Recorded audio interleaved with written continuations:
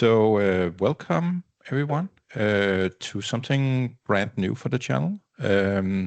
So far, it's only been me you have seen doing live streams and normal videos, but today I actually have one of the people who I have met through the channel, Andreas, on the call and trying to see if some kind of interview sessions or doing things. And Andreas is really, really good with AGUI, among other things. But this is new for us both, so we are just trying this out and see if this brings value, and if it does for you, then we might do some more of it. Andreas might join us even more because he has other cool things as well. But Andreas, would you tell a little about yourself before we begin? Yeah, sure. Yeah, this is a fun experiment. My name is Andreas Adner. I come from Sweden, live in Uppsala, north of Stockholm.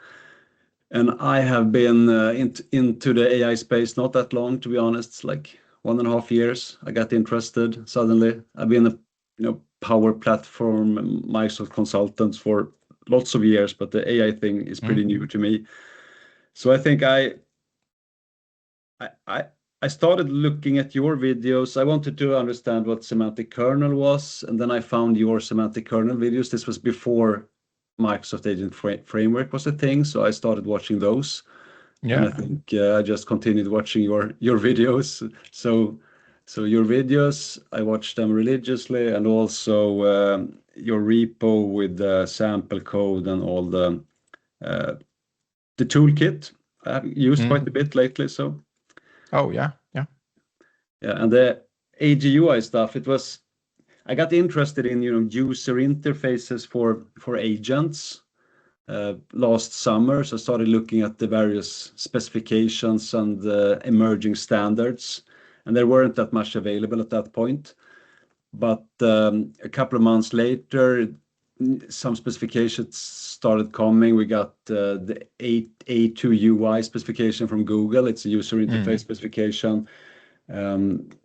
Just recently, there was a user interface specification called the MCP Apps, an extension to the MCP protocol. So both these are user interface specifications specifically adapted for agents. AGUI is something a bit different. So I can go ahead and share my screen and just give you the four slide summary of what AGUI is. And the reason I got into AGUI, it was basically a little bit of an accident. I got a request to talk at this AgentCon conference. It's this conference that's traveling around the world talking about agents. So I just picked the topic from the top of my head, AGUI. Actually, it was based on one of your videos as well. I think I was introduced to AGUI through one of your videos a long time ago.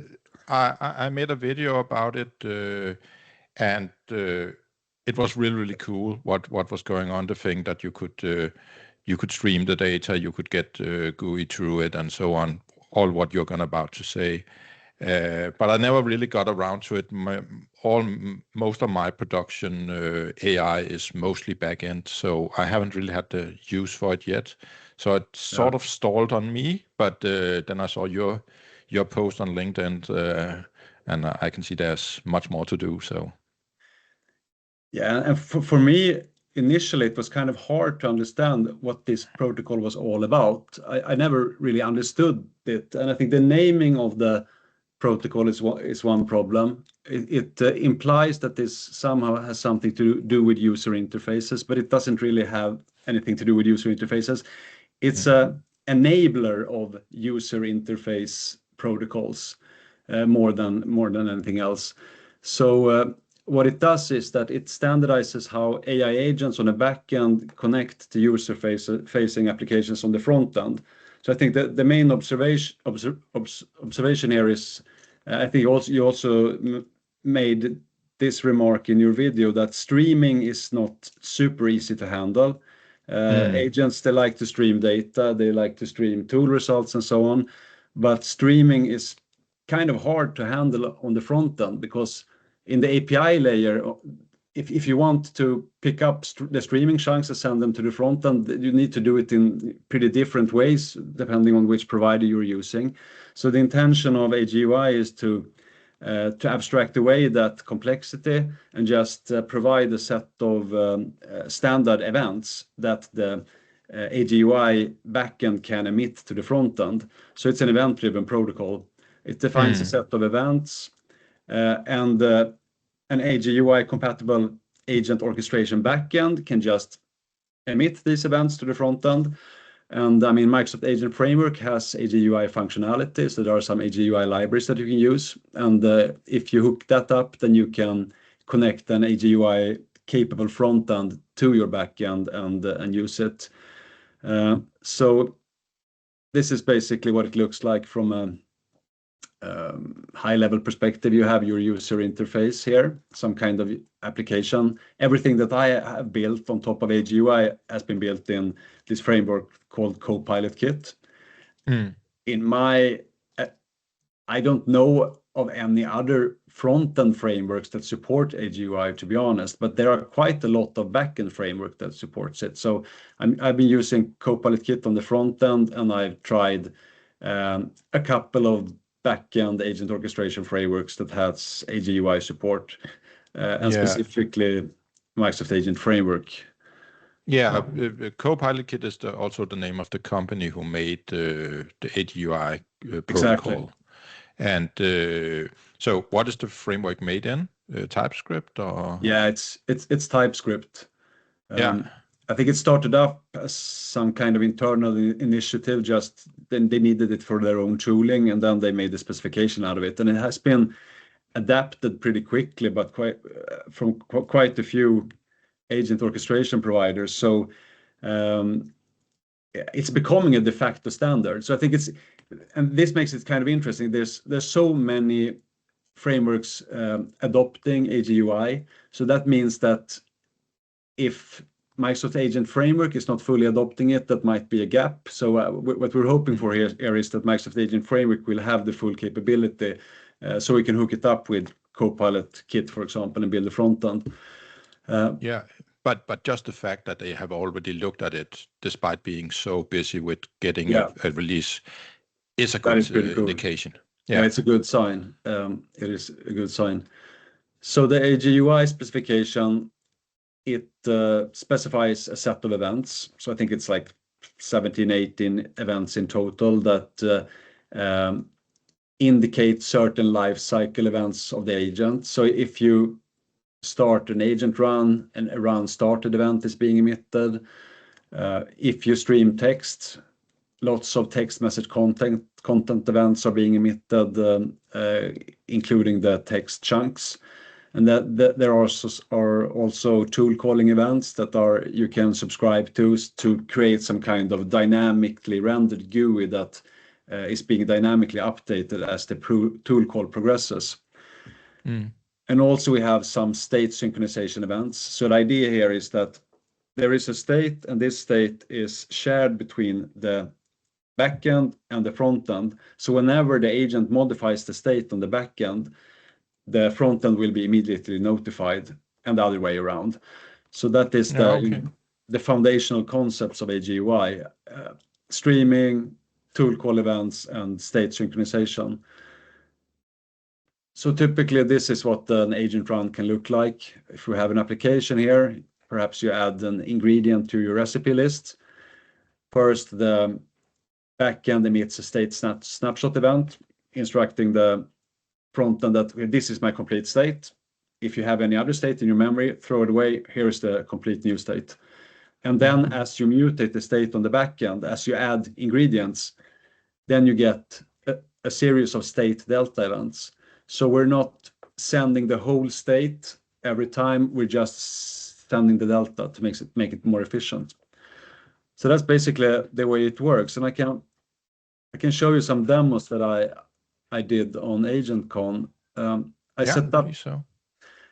set up some kind of AGUI test harness. So this is basically just an application built in Copilot Kit that visualizes what's going on the AGUI event side. So if we just write something to the agent, we can see that these AGUI events are being emitted. So we have a run started event when the agent run starts. We have lots of text message content events as the text is being streamed back to the front end. So this is how streaming is handled. And then at the end, we have a run finished event. So also Copilot Kit is pretty capable when it comes to rendering user interfaces. And this is it's kind of hard to do in the Microsoft stack right now. I mean, if you're developing agents in Teams like I am, you basically just have adaptive cards. That is what you need to use if you want to build some kind of user interface. And adaptive card it's not possible to adapt to dynamically update it and so on. So on the other hand, there's no streaming, right? Yeah, you can stream to Teams, but it works pretty well. But there's no way of updating. I think the main gap is that you can't update dynamic cards as you get more information from the agent. You need to create new dynamic cards. But of course, you can create the custom web chat interface also based on Microsoft technology. So Copilot Kit is one option. There are others. But I can show you what it looks like if we use some tool calling. So if I ask you what is the weather like, so this triggers a tool call on the backend. So as you can see, this was rendered dynamically. First, there was a provisional GUI, and then after a while, the weather was being rendered. So on the AGUI event side, what happens is that we get the tool call start event with the name of the tool. And this means that we can start rendering the tool as soon as the tool call starts. And then the arguments to the tool are actually being streamed. So we get the set of tool call arg events that streams the arguments to the tool one by one. And this can actually be used in some kind of pretty cool ways. And then eventually the tool call ends and we get back a tool call result. So, and since all these tool call progress events are being streamed, it means that we can adapt dynamically, as we can have our React component here and we can update it dynamically as stuff happens on the agent side. And this is really hard to do if you don't have some kind of event protocol between the agent and the front end. Yeah, and when it's hard, you end up just saying, okay, here's some text that says what the weather's like in Stockholm, and then it's not a good experience. That's exactly. So this is it's actually pretty useful. So let's try another tool call. What time is it? Yeah, so this is similar. We render a graphical component on the front end, and we just subscribe to these events. Yeah. This AGUI. And now it's ticking there. That must be front end only. It's not like we're getting a call every second. Exactly. It's front end only. It is. Yeah. So that was tool calling. Also, we were talking about state synchronization. So in this test harness, I just have a little text box here showing the state. So the state it's always a JSON structure in AGUI. So currently it's empty.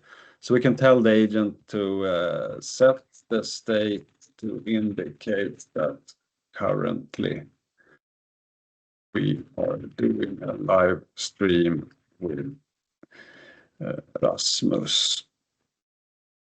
So let's see what the agent does. So we can see that the agent translates this to a state and it sets the JSON state. So if we look at the AGUI events, we can see that it emitted this state snapshot event.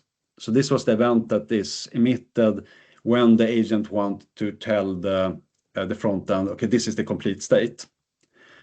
So if you want to this could turn on our red dot that now we are not now live or something like that in UI, I guess. Yeah, exactly. So now we have a state that is shared between the agent and the front end. So we can mutate the state, for example, if we say update the state, change live stream active to false. Let's see if it understands us. Okay, so it updated the state and it set the the live stream active to false. So on the AGUI event side, we can see that this time we got the state delta event. So it updated the state with a state delta event, and this is actually JSON patch operation. So there's a JSON patch specification that specifies how you can patch JSON structures with various operations. So the AGI specification, it specifies that JSON patch operations should be used to patch state. So this is much more efficient than if you would send the whole state. And I was comparing this to back in the day when I started consulting, I was doing ASP.NET development like 2005, a long time ago. Have you tried that? ASP.NET web forms development? I luckily missed that. Yeah, I was much more desktop at that time myself, but started around 2003 myself. Yeah, I mean it was not a fun time because they had this paradigm where the front end was keeping the state and sending the whole state with every post back. So it could be like megabytes of data being sent back and forth. So and then that got replaced by asynchronous JavaScript, AJAX. So this is something similar, but for agent state synchronization, that now we are patching state with JSON patch operations. So that's pretty cool. And with our small state right now, live stream and so on, it might seem a bit odd to do that, but if it's a much bigger object, of course, we want to save every byte sent back and forward. Exactly, and I actually have an example of that because I had a different demo with the drawing canvas. So this is a drawing canvas. The shared state in this case is a drawing canvas. So if I draw something on this canvas, I just draw something here. So the idea here is that I am actually drawing something into this shared state that I'm sharing between the front end and the agent. So if I ask the agent, I drew something, can you tell me what I drew? Let's just add some. So it's essentially getting every single pixel as a... Yeah, so it's the agent is inspecting the state, and then it tells me, okay, this looks like a head with eyes. But what I want to illustrate here with regard to AGUI is the streaming of state updates. So if we tell the agent now to add some red hair, then the agent can start updating the state by streaming loads of state delta operations. And so from a front-end perspective, this means that as the agent mutates the state on the back end, since we get all these state delta events sent back to the front end, we can update the front end dynamically as the agent is doing this. And from a technical perspective, this is actually implemented. You have a tool call. We have a tool on the back end just saying, okay, please update the image. And the arguments to this tool call is the pixels that you want to update the image with. So the tool, it doesn't do anything. It's just like it's a no-op. It doesn't do anything. But the interesting thing is the arguments that are being sent to the tool, and it's these arguments that are being streamed to the agent. So so it's a kind of a weird architecture, but it allows us to do these kind of things. Yeah. So essentially, we only send where the red pixels, the new red pixels are, and not the entire 32 by 32 grid. Exactly. So there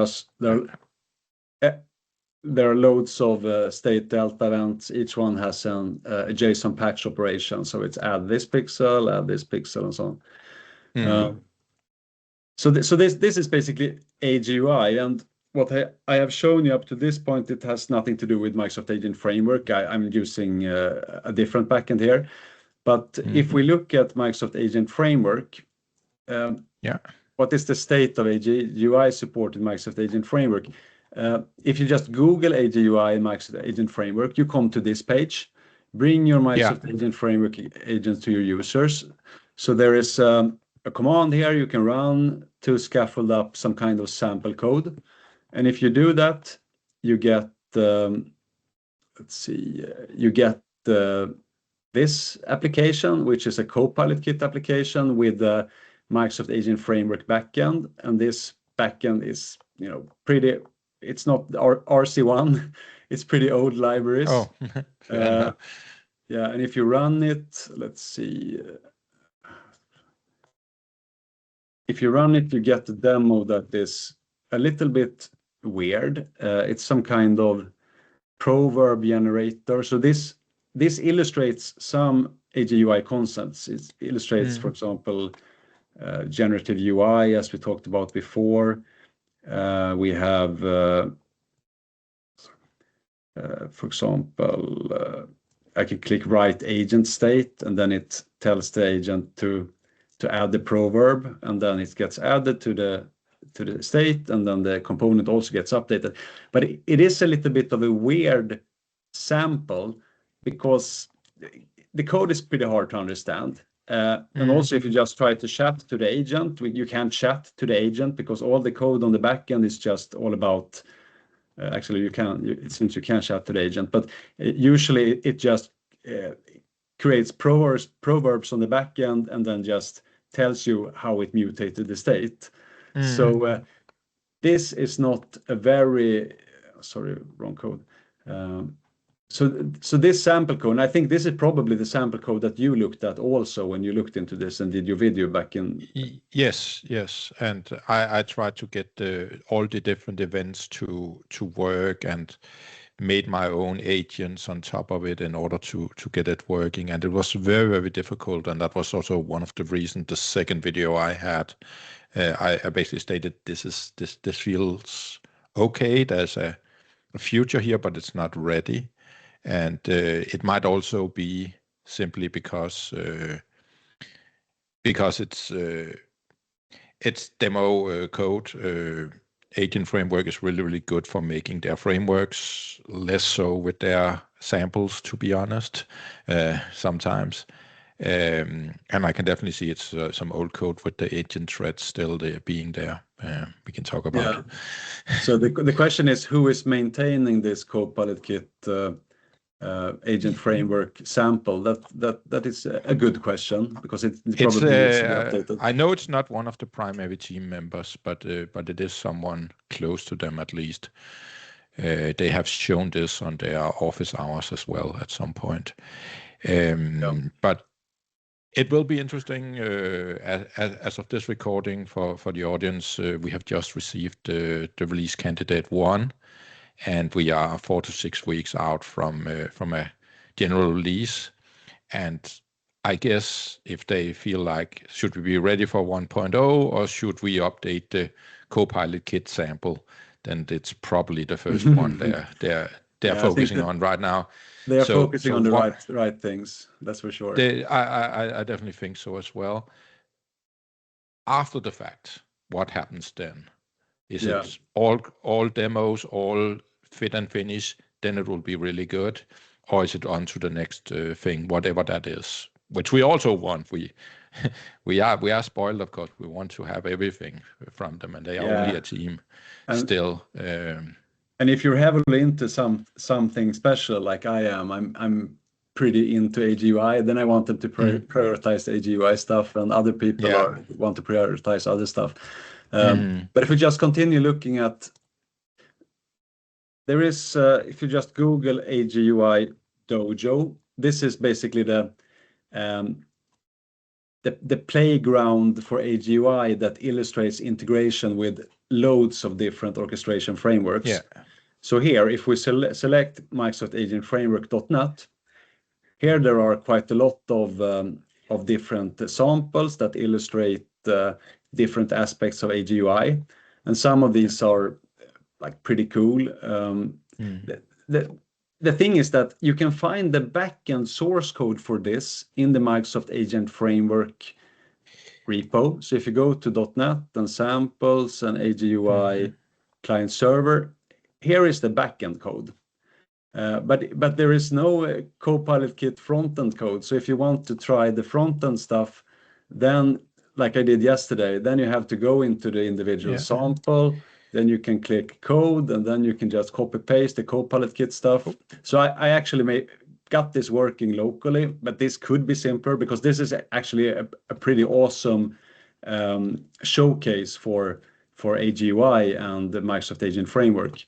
Yeah, and this is the one I've been looking at the most, but I'm pretty sure I also found.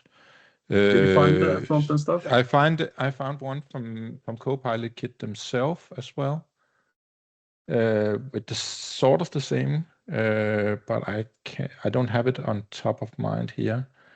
I'm just on another screen trying to see if I can find it. Could be that I haven't looked good enough. Because there was a version where it was a bit better than what there are directly in the kit. I'm just checking.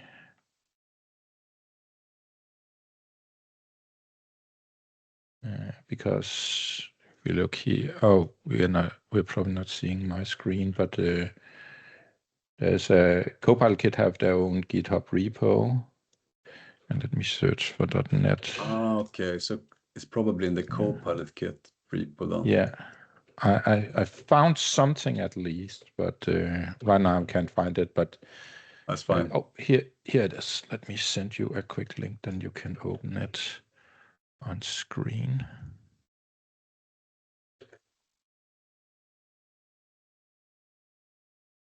There we go.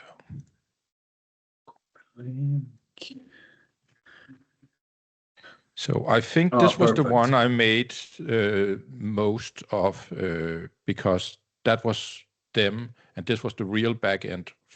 And then someone from the Agent Framework team took this and put it into the Agent Framework part.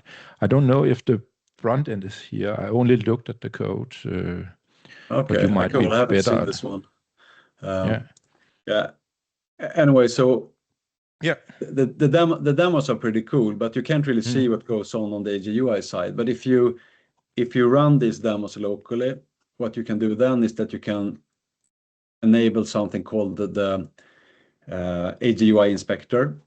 So for example, this is the same demo that I just show you here, but it looks a bit worse. You can click here and enable the inspector, and then you can say that I want to look at this agentic generative UI agent, and let's create the complex plan. So if we do it like this, then we can see the AGUI events. So we can see that as the front-end component is being updated, AGUI state delta events are being emitted by Microsoft Agent Framework. Yeah. So this is pretty cool. So it's also a good illustration of how the inner workings of AGUI. So I think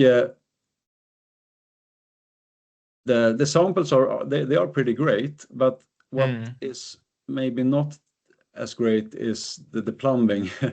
Because for example, if you look at this agentic UI agent, for example, this is the backend code for the example we just looked at. What we can see here is that there's quite a lot of manual handling of all these AGUI events. So for example, in this example, we want to emit all these state delta events. And this is not done automatically. I mean, ideally, this would be tied to the agent state somehow. And then if you are using the AGUI middleware, then it would just, automatically emit these state delta events, JSON patch operations for you. But since this is not implemented, everything is done manually. And this also makes these samples kind of hard to understand, because there's quite a lot of intricate, complicated code just to emit all these operations. And the same thing goes for, let's see if we look at this one. This is actually a super cool demo. Let's see now. So let's write the pirate story. So this tells the agent to write the pilot story, and let's just wait until it's done. And I'm going to change the agent here. So it emits lots of state snapshot events, and then we can tell the agent make every other word uppercase. And this is something they call predictive state updates, and this is basically just streaming of tool call arguments. So we are calling a tool on the back end with all the modifications we want to do to the document, and all these tool arguments are being streamed back to the front end. And this means that the front end can do something that the Copilot Kit crew calls predictive state updates. It basically just modifies the front end state as the tool call arguments are being streamed in, and then it means that you can do this kind of pretty cool dynamic updates. But if we look at what Microsoft Agent Framework is doing here, it's just sending loads of state snapshot events. I mean, I imagine that the idea here is not to send state snapshot events, but to send state delta events. So this is probably also that the Microsoft Agent Framework, it doesn't really have the plumbing to do this AGUI stuff 100%. So instead, they have done quite a lot of manual coding on the back end. So let's see, after predictive state updates, there's a lot of code here just to, I think that they are actually, waiting a couple of milliseconds and then sending something, some updated text. So, but it's very much proof of concept that, okay, we have something going back and forward. We can always make it better. We have now told people how it can be done. But yes, I remember that complete day trying to figure out what the hell that was that code was about. Exactly. So I think they do a really good job of illustrating the principles of AGUI. But what has happened since they implemented this is that AGUI has really exploded, and I think AGUI and Copilot Kit and such front ends are really leading now when it comes to agentic user interfaces. So I really hope that they will prioritize making AGUI like a first-class citizen of the Microsoft Agent Framework, and specifically what I hope they will be able to do is to this agent session and this state bag that the agent has, that this can be tied directly to the AGUI state synchronization mechanism. Oh, yeah. That would be really cool. And also if you want to do these predictive state updates using this tool called argument streaming, that also requires some plumbing on the backend side in order to do it, efficiently and make it easy to use.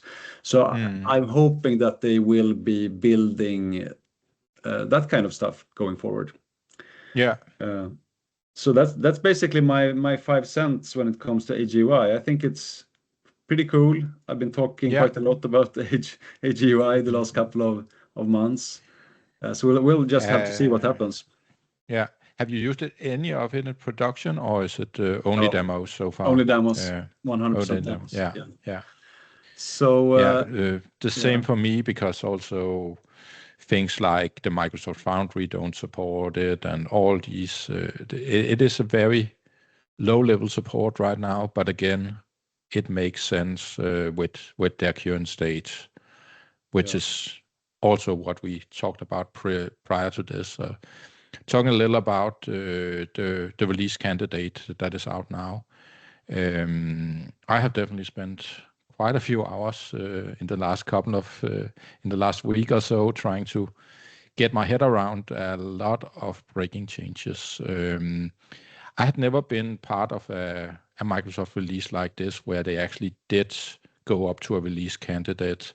I came too late into AI to be part of the 1.0 for semantic kernel, so that had always felt stable to me. But I was surprised that it was this much and it was this late. Because right now we are in a release candidate that have quite a few bugs in it, and quite a lot of documentation that has not been updated. The entire workflow has completely been rewritten, it seems. Mm. And you mentioned the chat history being a problem. Yeah, I mean, I'm involved in a couple of Microsoft Agent Framework project right now, and I'm not really the one doing the nitty-gritty coding stuff, but I heard from my developer colleague that the chat history functionality has changed at least a couple of times because we were pretty late when it came to upgrading. We were on like the November bits for up until a couple of weeks ago. So first we upgraded to the bits just prior to the RC. So that was one breaking change when it came to chat history. And then when we updated the RC bits, it was another breaking change. And then we also had this change from threads to sessions. So do you have anything to say about that? 4 or 5 times. Is that just because naming, or is it conceptually also? First, it was naming, but with the release candidate, quite a new things have come in. I can share screen as well on that. I have my trusty samples, of course, and they are all up to date on RC1 now. Oh, cool. But for example, the persistence. So first we had, let's find a place where we do something with session. So first we had agent.createThread.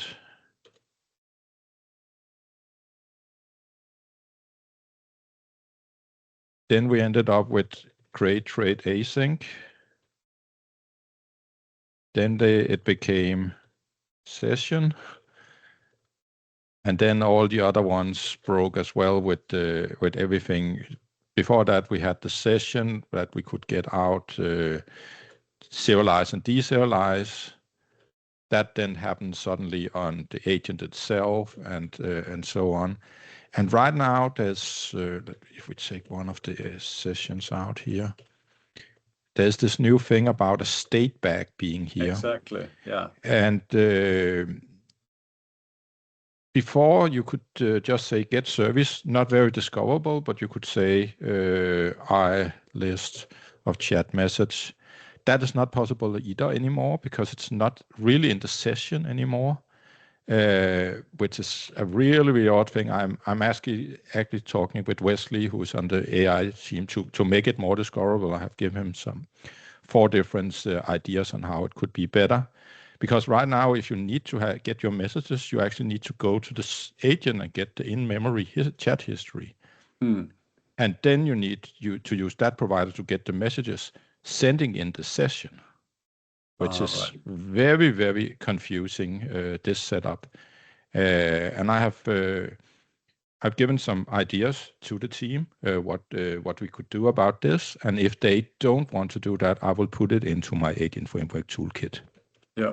So we essentially can just take the session and say get messages, for example.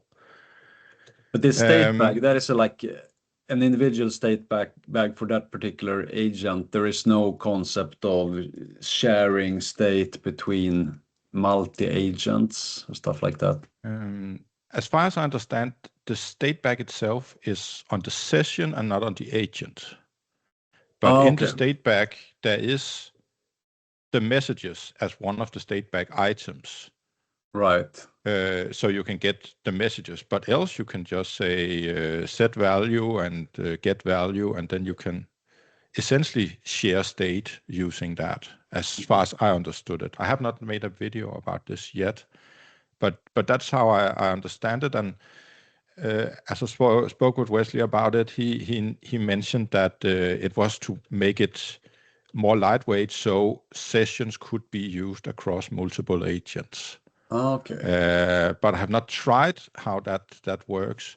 But one of the victims of that was that we needed to do this odd thing in order to get the messages, which probably is 99% of where people need to do stuff. Beyond that, there is the chat history providers. They have also been rewritten completely. So if you let me find not that one. Are these reducers out of experimental now? Yeah, I think. Let's double check. Nope. The last time I checked, they were all marked as experimental. Yeah.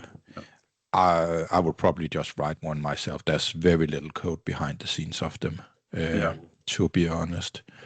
But in general, the two major things that have happened is that the chat history is now a very simple object to actually initialize, and also the AI context where you can do the pre and post of a session is now a list, so you can have multiple of them. So you can do one for tool calling injection and one for memory and so on. That's really, really cool that they can do that, because before you needed to put it into one big thing. And also those, let's find the... So now you just simply new them up, and then there's various overrides for the things. And in the past, they're still here. It was just called invoke and invoking. And I was always thinking, is this the one before and is this the one after? And I could always not find out. Now they say provide AI context and store AI context. It makes more sense. It is much easier to understand, but there's still a lot for me to learn here, because there's message context providers, there's AI context providers. It's a lot of things that have happened behind the scenes. So, but I have a plan to re-record all of my videos about this area, because there's definitely a lot to happening there. So all in all, it was not a fun day to sit and upgrade all this, but I feel it's for the better. Had I been the team, I would probably have done all this and then made a video about it, made a office hour about it, telling what was actually gonna happen, because it just dropped a Friday afternoon, at least European time. And then we were on our own the rest of that weekend trying to figure out what was going on. Nobody did anything with issues and so on. And there's also, I know there's one bug right now in structured output together with middleware, but that has been fixed. So I'm actually really interested to know what happens now. Is release candidate 2 in a week's time, in a month's time? I really hope they update quickly, because they have gone away from the numbers to just a RC1. And in your last video, you showed which packages that were RC and which were not. Exactly. So how many are not in RC? 14 still in preview, 11 RC. Yeah. And AGUI is one of them that are not still in preview. And the team have explained why, and it makes total sense. For example, AGUI is not a fixed standard. There's not a 1.0 yet. And everything they want to put in RC and in general release needs to be stable. So unless it's their main rule is, if one of these packages, all these packages here are only dependent on packages that are not in pre-release. And since, for example, A2A is in pre-release, it cannot go into RC. Since AGUI is not in pre-release, it cannot go into RC. And they did the same for semantic kernel. There's still packages that are in preview in semantic kernel, despite all these years now, because the underlying provider is not fully implemented yet. So it makes sense, and that's the big Microsoft corporate machine running here, of course. That if they go, there are so many people on the calls. I mentioned these calls all the time. Every Wednesday they have some online calls. You have been part of them as well. I got the link from you. I haven't found that link anyplace else. I always ask you when I forget where it is. It is buried deep in the discussion group on the Agent Framework repo. So it is known out there. But every Wednesday, they have a meeting of roughly 1 hour where people can ask questions. And one of the most asked questions is, my company will not use this until it's GA, general availability. So that's the reason why we're pushing for this as well. Because, I've been running in production since October with this, but and I've been hurting for that, but that's just the way it is. But there's so many corporates that needs to get these general availability in. And yes, we are going to get these over here. And still there's some of them that will graduate, as they call it, slowly as the things go along.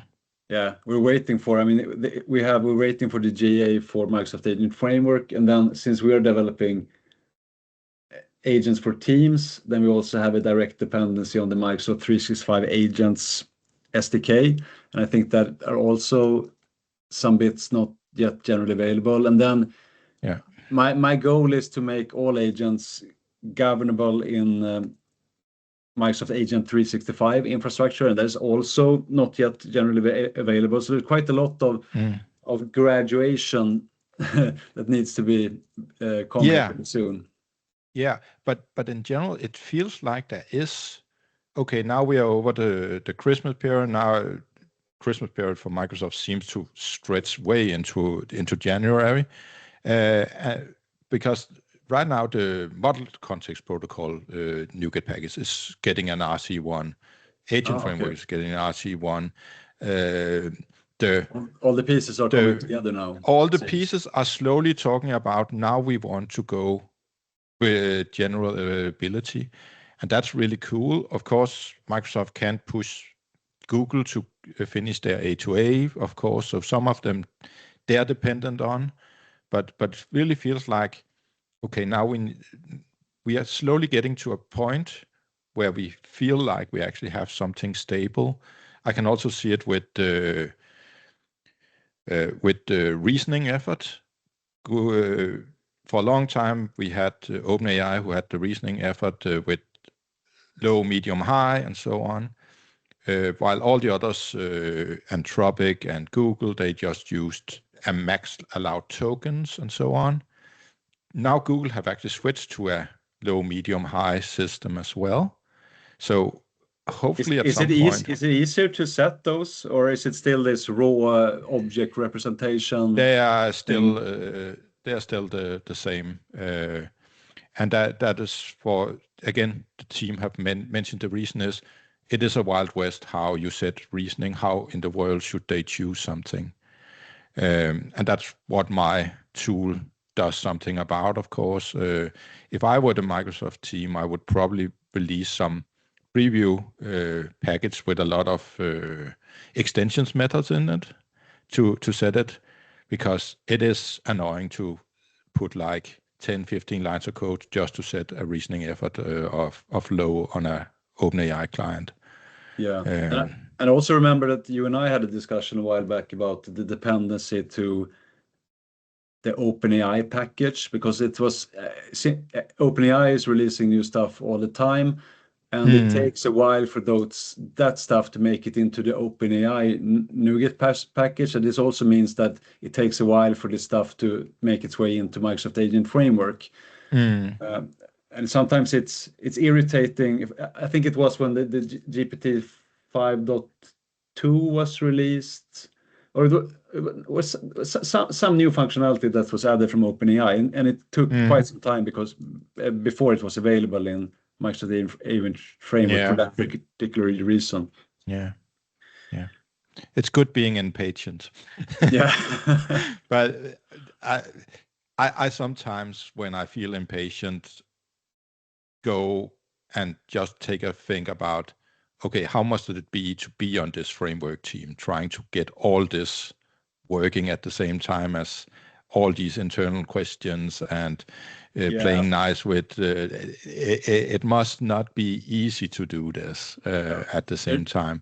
They're doing amazing work, I think also this open calls on Wednesdays. I mean, anyone can ask any question. I think it's an amazing thing, and I think we will probably be using these libraries in 10 years.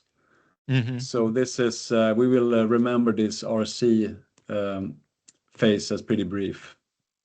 Yeah. And again, better now than in the middle of, we have written a lot of production code, and big companies have written a lot of production code and then breaking stuff. Yeah, but, for sure.